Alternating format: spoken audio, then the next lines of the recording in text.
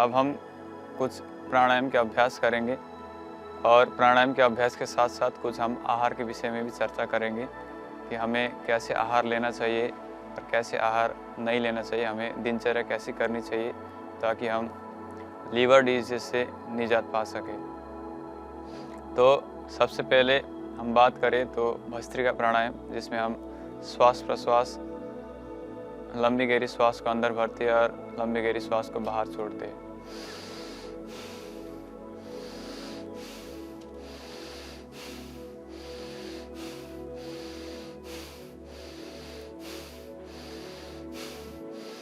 जब हम भस्त्रिका प्राणायाम को करते तो अपनी शरीर में ऑक्सीजन लेवल को बढ़ाते। ऑक्सीजन लेवल बढ़ने से शरीर में स्वतः डिटॉक्सिफिकेशन का कार्य होने लगता है और अपने शरीर में डिटॉक्सिफिकेशन के लिए सबसे बड़ा ऑर्गन्स लीवर ही है। अगर लीवर में कोई समस्या आती है, जैसे आज हम हेपेटाइटिस के ऊपर बात कर रहे हैं, तो लीवर की सेल्स में जब इन्फ्लेमेशन होती है, सूजन होती है, तो इससे जो टॉक्सिन्स शरीर में उत्पन्न होती है, जो मेटाबॉलिज्म के बाद जितने भी टॉक्सिन्स उत्पन्न होती है, ये सारे टॉक्सिन्स ब्लड के माध्यम से पूरे शरीर में फैलने लग जाती है। तो बाकी ऑर्गन्स में भी इसके साइड इफ़ेक्ट्स दिखने लगते हैं। इसीलिए हमें प्राण ऊर्जा का अच्छे से संचार करने के लिए, ताकि एंटीऑक्सीडेंट हमारे शरीर में जनरेट हो, जो फ्री रेडिकल्स शरीर में जनरेट हुए, उस फ्री रेडिकल्स को मुक्त करने के लिए अच्छे से एंटीऑक्सीडेंट हम जनरेट कर पाए, वो तभी हो पाती है जब हमारे शरीर में ऑक्सीजन लेवल बहुत अच्छे से प्राप्त होता है। तो उसके लिए हम प्राणायाम का अभ्यास करते, हम ब्रीदिंग एक्सरसाइज का अभ्यास करते, ब्रीदिंग अवेयरनेस का अभ्यास करते। तो सबसे पहले हम भस्त्रिका प्राणायाम का अभ्यास करते, फिर उसके बाद कपालभाति, फिर बाह्य प्राणायाम, अनुलोम विलोम और भ्रामरी और उद्गीत।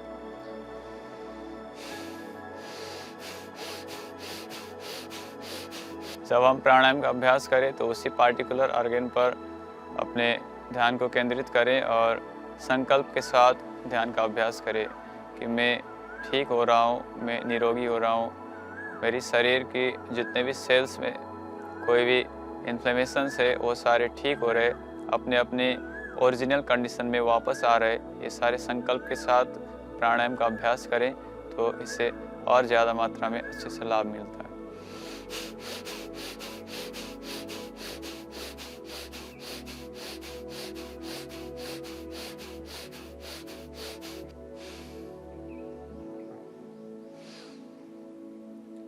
ऐसे भस्त्रिका प्राणायाम का अभ्यास करने के बाद हम कपालभाति प्राणायाम का अभ्यास करते हैं। पहले 2-3 लंबी गहरी श्वास को लें, अपनी श्वास प्रश्वास को नॉर्मल कर लें, फिर उसके बाद हम कपालभाति प्राणायाम का अभ्यास करते हैं। 1 सेकेंड में 1 स्ट्रोक। एब्डोमिनल मसल्स को बलपूर्वक धक्के के साथ हम प्रेस करते ताकि हम एक्सहेल करें। फोर्सफुल एक्सहेलेशन का अभ्यास करते हम। इनहेलेशन पर ध्यान नहीं देते, हम एक्सहेलेशन पर ही ध्यान देते।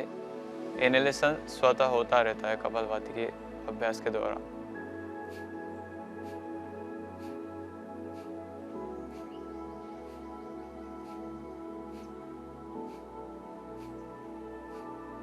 जब हम कपालभाति प्राणायाम का अभ्यास करें तब प्रत्येक स्ट्रोक के साथ हम एक्यूप्रेशर पॉइंट का भी हम उपयोग कर सकते। जैसे हमारे हाथ की जो छोटी उंगली है, इसको फोल्ड करने पर हथेली में जो पॉइंट हमें मिलता है, उस पॉइंट पर प्रेस करते हुए प्रत्येक स्ट्रोक के साथ एक प्रेस करने पर लीवर को स्टिमुलेशन मिलता है। ये एनर्जी हीलिंग है, प्राणिक हीलिंग है। एक्यूप्रेशर से भी बहुत अच्छा लाभ मिलता है लीवर में।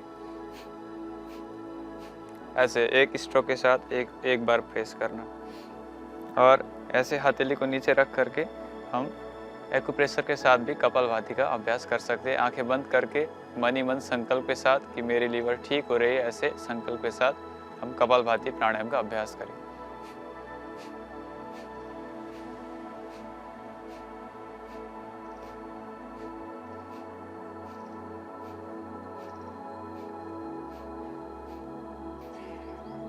हमारे शरीर के राइट अपर क्वाड्रेंट रीजन में लीवर सिचुएटेड रहती है, इसीलिए हमें राइट हैंड में ही लीवर की पॉइंट ज़्यादा मिलती है और थोड़ा सा पॉइंट हमें लेफ्ट में मिलता है, तो लेफ्ट हैंड में भी हम थोड़ा सा प्रेस कर सकते हैं, लेकिन ज़्यादा हमें फोकस रहना है राइट हैंड पे। राइट हैंड पे लीवर की पॉइंट ज़्यादा मिलती है।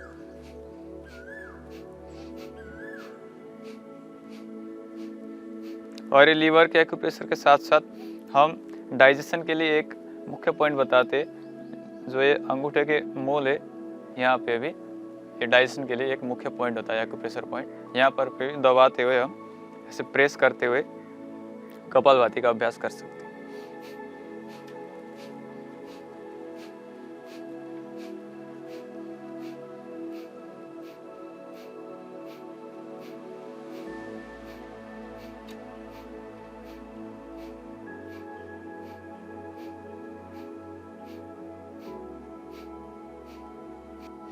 ऐसे कपालभाति का अभ्यास करने के बाद हम अगली प्राणायाम बाह्य प्राणायाम का अभ्यास करते। इस प्राणायाम में मुख्यतः हमें महाबंध लगाते, त्रिबंध लगाते कि श्वास को बाहर छोड़ करके फिर हम एनस को कंट्रैक्ट करते, एनल लॉकिंग जिसको बोलते, जिसको हम मूलबंध बोलते। फिर उसके बाद हम पेट को अंदर की ओर खींचते, जिसको हम उड्डयन बंध बोलते।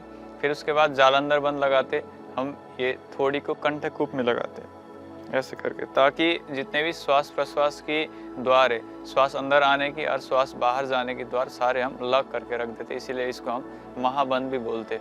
तो महाबंध के साथ हम बाह्य प्राणायाम का अभ्यास करते। इसकी प्रक्रिया यही है कि शुरू में हमें सीधी बैठनी है, फिर उसके बाद फोर्सफुल्ली हमें एक्सहेल करना है, श्वासों को बाहर छोड़ना है। श्वासों को बाहर छोड़ने के बाद हमें पहले जालंधर बंध लगाना है ताकि हम श्वास अंदर ना ले पाए, फिर उसके बाद उड्डयन बंध लगाना है, फिर उसके बाद मूल बंध लगाना है।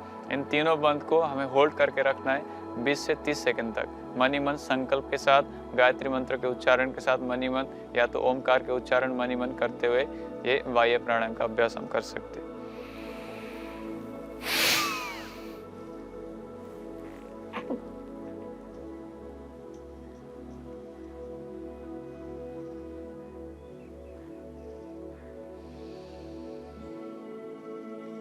जब हम इसको बंद को वापस खोलते हैं तो सबसे पहले हमें मूल बंद को वापस खोलना है, फिर उसके बाद उड्डयन बंद को छोड़ देना है, फिर जालंधर बंद को छोड़ना है और धीरे से हमें श्वास लेना है। झटके से श्वास नहीं लिया जाता, इसमें एकदम धीरे धीरे से श्वास को लेना है। इसी अभ्यास को 2 से 3 बार करते।